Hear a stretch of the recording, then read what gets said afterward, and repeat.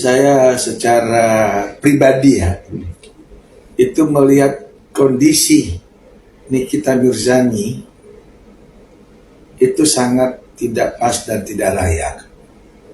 Karena dia itu sampai saat ini sangat kooperatif. Dan dia itu adalah seorang wanita single parent. Di mana di video tersebut Nikmir memanggil nama Bang Togar dan mempersilahkannya masuk untuk mengikuti jalannya Di persidangan. balik itu semua dia harus kelihatan. Video tersebut pun mematahkan pernyataan para netizen yang menyebut advokat Togar Situmorang pansos terhadap kasusnya Nikita Mirzani. Seorang Nikita Terkait Mirzani, hal tersebut, Dr. walaupun Togar lagi Situmorang memproses pun hukum, memberikan tanggapannya. tidak perlulah sampai Tidak hanya tanggapan jalannya persidangan, Jadi, Dr. Togar Situmorang kemarin secara di pengadilan tegas negeri, menyatakan bahwa dirinya Jakarta bersedia Selatan, menjadi penjamin saya juga untuk sangat Nikita happy, Mirzani apabila sangat ajukan senang, tahanan kota. dan otomatis Simak saya akan alasannya support sebagai berikut. daripada Nikita Mirzani, apalagi terkait proses hukumnya, gitu loh. Tapi ada juga rasa sedih gak sih Bang? Kayak banyak bilang, wah kayaknya seperti apa ya, seperti wah dipanggil sama abang sih. Gimana nih Bang? Ya jelas lah kalau manusia ya, seorang teman dalam keadaan seperti itu terprosok, otomatis kita sedih. Dan kita berharap adanya tangan Tuhan, adanya mujizat dari Yang Maha Kuasa, agar semua bisa terselesaikan dengan baik. Berarti bener ini mematahkan netizen bilang abang ini pansos lah dibanding dengan partisipasi hukumnya Bang ya. Aduh, itu makanya netizen itu kadang-kadang ini nggak bisa dijaga ya. Saya satu kenal dengan Nikita, dan yang kedua saya ini adalah udah orang tua, ya. Dan yang ketiga, saya ini praktisi hukum.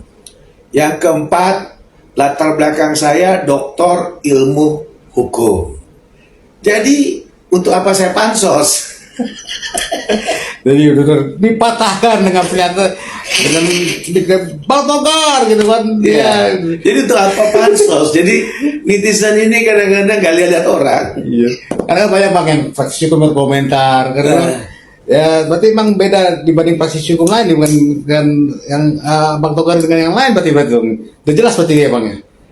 Apanya tuh? Ya dibanding dengan praktisi hukum yang lain ya memang Bang Togar kenal lekat, Ya. terus dan juga keilmuannya lebih tinggi. Ya, kan? ya karena Niki ini kita sudah lama sekali tahu dan kenal gitu loh. Itu aja. Jadi apa dan bagaimana Niki walaupun saya di Bali ya, kita akan tetap secara emosional kita akan dukung Nikita Mirzani. Tapi sebenarnya sosok apa sih Bang yang nggak diketahui orang atau netizen di Abang kan udah lama nih misalnya. Seperti apa nih Bang sebenarnya? Nikita Mirzani manusia yang selalu punya empati tinggi. Itu yang kadang-kadang masyarakat nggak tahu. Dia itu rasa sosialnya tingginya minta ampun. Ya, tinggi minta ampun. Dia itu maaf-maaf bersedekah, berbagi, memberikan sesuatu itu tanpa pamrih. Itu tanpa pamrih. Sosok tiga wilayah seperti apa nih Bang? Ya, jadi kadang-kadang orang tuh nggak ngerti atau nggak ngelihat bahwa sosok Nikita Mirzani tingkat sosialnya sangat-sangat peduli dan sangat tinggi. Dia itu tipikal orang yang suka sedekah, suka berbagi, suka memberi tanpa pamrih. Itu real banget ya? Real. Bukan setting atau Dan dia ikhlas. Makanya kalau yang merasa dekat sama Nikita, dia akan tahu itu. Jadi kalau orang-orang yang palsu, artinya yang mau sok-sok dekat sama Nikita tapi di ujungnya juga ngebacot untuk Nikita, ya itu berarti ya Itu teman-teman palsu. Teman-teman palsu bahkan banyak banget. Mestinya Roy Suryo tuh jangan bilang Jokowi ijazah palsu. Harusnya bilang tuh teman-teman di kita yang teman palsu. Itu yang mesti diselidiki tuh, kalau perlu kirap Roy Suryo tuh sama CS tuh, Resmon. Jadi jangan ijazah Jokowi. Tuh temennya Nikita yang palsu-palsu tuh, kan banyak tuh teman palsunya Perlu Nikita. diselidiki bang. Iya kan? Iya. Gitu loh. Bang Nik kemarin juga saat persidangan sempat ada cekcok bang, adu mulut antara Nikita Mirzani dengan Reza Gladys juga sempat memanas lah bang. Seperti apa nih bang cara persidangan? Lah, kan dari awal saya sudah bilang, dari pertama laporan polisi di Polda Metro sampai saat ini, saya udah bilang kasus ini dipaksakan. Kan saya udah bilang, pidana itu harus ada kausalitas, hubungan langsung, apple to apple, nggak bisa pakai perantara, apalagi terkait peranan pelapor. Pelapor ini didukung nggak dengan bukti-bukti dan saksi-saksi lainnya, sehingga terpenuhi syarat pasal 184, yaitu hukum acara pidananya. Gitu. Jadi wajar kalau ada percecokan di persidangan.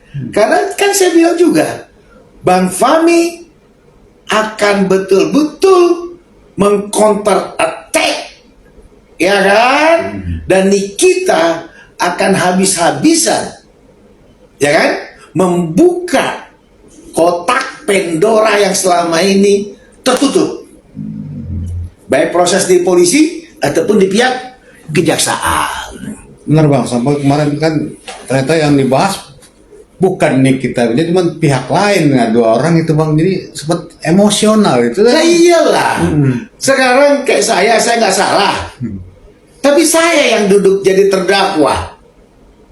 Orang yang dimaksud yang merancang, ya kan, lalu juga yang berperan, komunikasi aktif, ya kan, yang kenal awal, yang sering berhubungan secara instan, kan bukan Nikita,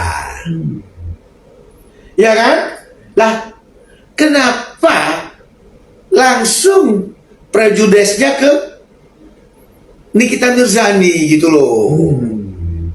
Bahkan saat di sidang kemarin secara orang awam kayak wah kok yang ditanyakan pihak lain, apa ya? Wah iya saya yang didakwa, kenapa yang ditanyakan pihak lain gitu? Berarti benar dong apa yang dikatakan Nikita Mirzani? Betul. Jadi ingat azas perception of innocence, persamaan hak di mata hukum, ya. Sehingga Nikita walaupun sudah ditetapkan menjadi tersangka dan hari ini terdakwa dalam persidangan, itu belum tentu melakukan satu perbuatan yang memang berhubungan dengan pasal yang telah dibuat dari polisi sampai ke jaksa.